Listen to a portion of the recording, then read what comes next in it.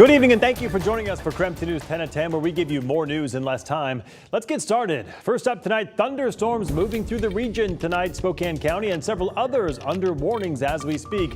Let's get right to Chief Meteorologist Jeremy Legoo for more on what we need to know at this hour. Jeremy?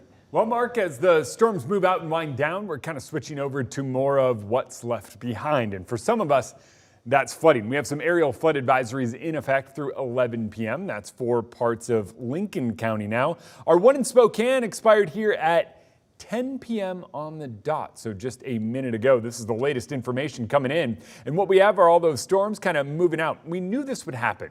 It was one of those ones where this was fueled by daytime heating. As the sun has gone down, we lose a lot of that energy in the atmosphere, and we're watching our storms die down.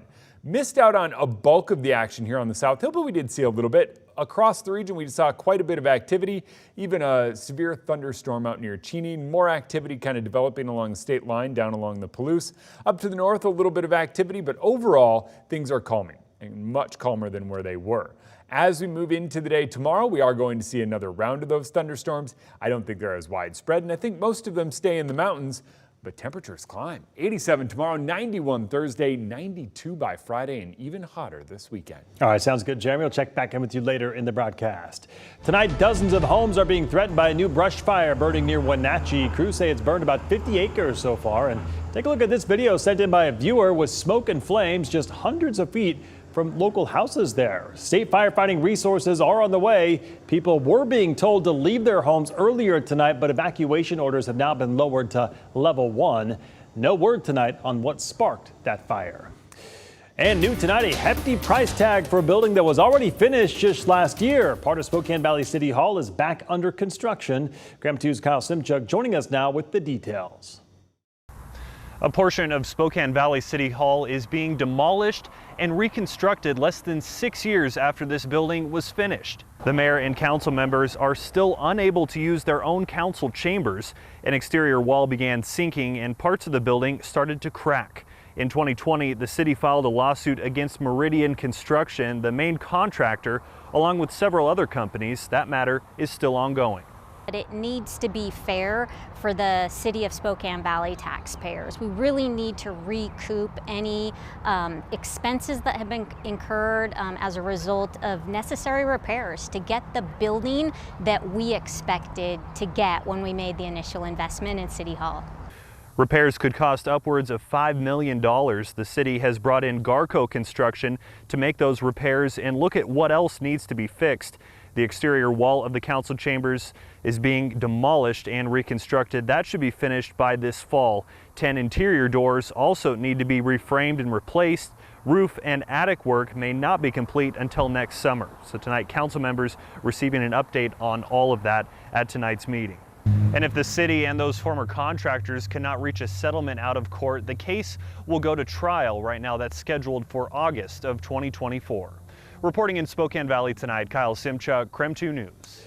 The man accused of murdering 4 University of Idaho students last November, Brian Coburger, was in court today for less than an hour. We expected to hear about several motions. Instead, we only heard arguments from the defense on why they believe prosecutors need to turn over several pieces of evidence. The defense wants records from the FBI specifically related to the suspect's cell phone records. They also want a report from an FBI forensic examiner who told police to look for that white Hyundai Elantra. They claim these are critical to Coburger's case.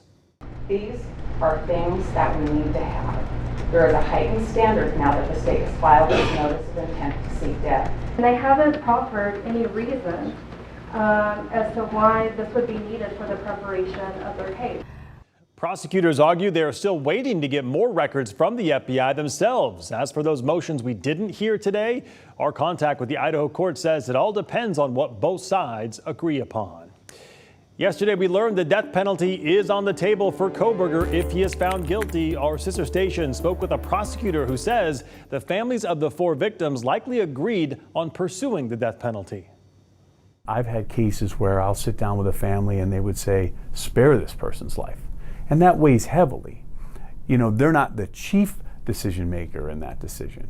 The prosecution will discuss the imposition of the death penalty with the investigators, with the rest of their team.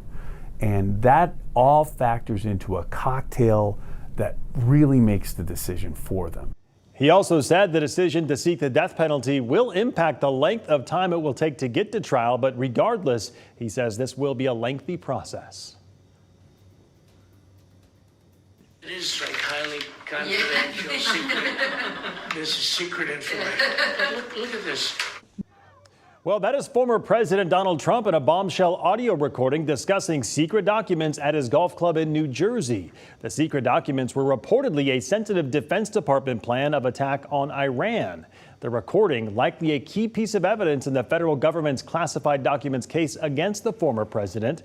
Mr. Trump has pleaded not guilty to all charges. And former Arizona Razorback quarterback and Whitehall head football coach Ryan Mallett drowned in Florida today. He was 35 years old. The Okaloosa County Sheriff's Office confirmed that Mallett and a group of people were in the water near the second sandbar and struggling to make it back to shore. Mallett was a fan favorite while playing for the Razorbacks. He went on to get drafted by the New England Patriots before trading in his professional career for coaching. The Whitehall School District offered condolences today, saying, quote, Coach Mallett was a beloved coach and educator.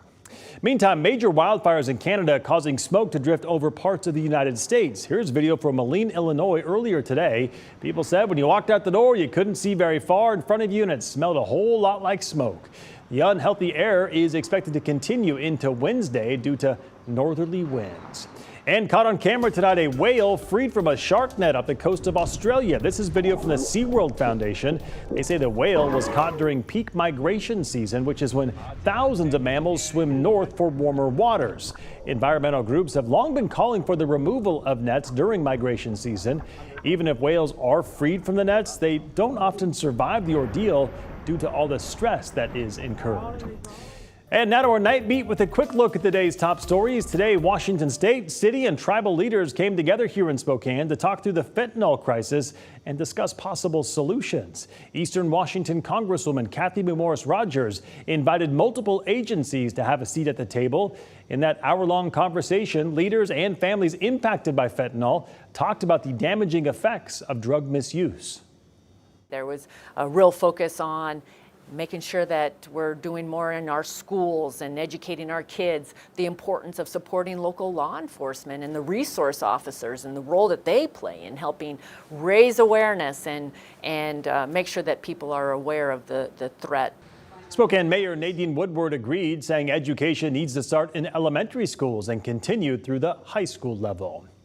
The Kootenai County Sheriff's Office is reiterating its 4th of July warning from last year. Don't come to Kootenai County on vacation and leave on probation. A reminder that controlled substances, even marijuana, is still illegal in Idaho. The sheriff says Kootenai County law enforcement will be taking violators directly to the Kootenai County Bed and Breakfast, otherwise known as the county jail. To mark the start of summer, the city put up new speed limit signs at 6 city parks here in Spokane. Now until the start of school, the speed limit surrounding places like Comstock Park will be lowered to 20 miles per hour. For a full list of the parks impacted, just head to our website. That's KREM.com. And that was your Night Beat. To learn more about any of these stories, just text us the word night to 509-448-2000 and we'll send them right to your phone. Well, new tonight, Costco stores cracking down on shoppers using membership cards that don't belong to them. The Washington-based company said it has always asked to see membership cards at the entrance and at cash registers. Now it's also asking to see them at self-checkout registers. Costco says it's noticed more card abuse as it has expanded self-checkout options. In a statement, the company said it does not feel it's right for non-members to receive the same benefits and pricing as members. Washington's official state sport sending a lot of players to the ER, it turns out. According to UBS analysts, pickleball injuries may cost Americans $377 million in health care costs this year. That makes up 5 to 10% of unexpected medical costs. A lot of seniors play pickleball, and they are more prone to things like sprains, strains, and fractures. Portland Mayor Ted Wheeler announced today he will not introduce a new ordinance to criminalize public drug use because he says it's not needed. Wheeler pointed toward a new bill passed last week that would give police better tools to address open drug use rather than banning it. The new bill establishes criminal penalties for fentanyl possession.